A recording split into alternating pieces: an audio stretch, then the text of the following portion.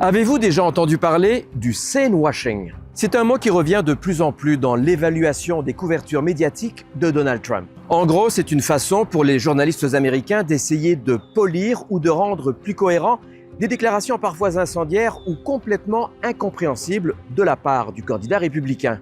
Sauf que ça finit par ressembler de plus en plus à une tentative délibérée ou pas de minimiser la radicalité ou l'incohérence de ses propos afin de les rendre plus acceptables pour le grand public.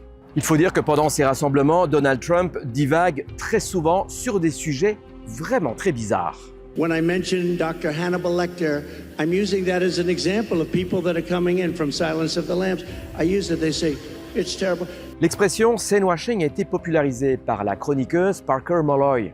C'est, selon elle, une version tronquée de la réalité pour ceux qui ne regardent pas et qui n'écoutent pas les fameux discours dans les rassemblements de Donald Trump. En tout cas, ce nettoyage des déclarations de Donald Trump, ce n'est pas seulement du mauvais journalisme pour certains, mais c'est aussi une sorte de désinformation qui constitue une menace pour la démocratie. Et Kamala Harris dans tout ça?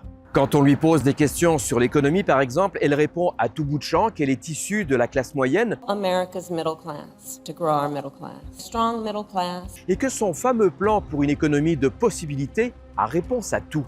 En louvoyant dans ses réponses aux très rares questions de la presse, Kamala Harris pratiquerait non pas le scene-washing, mais bien le competency washing.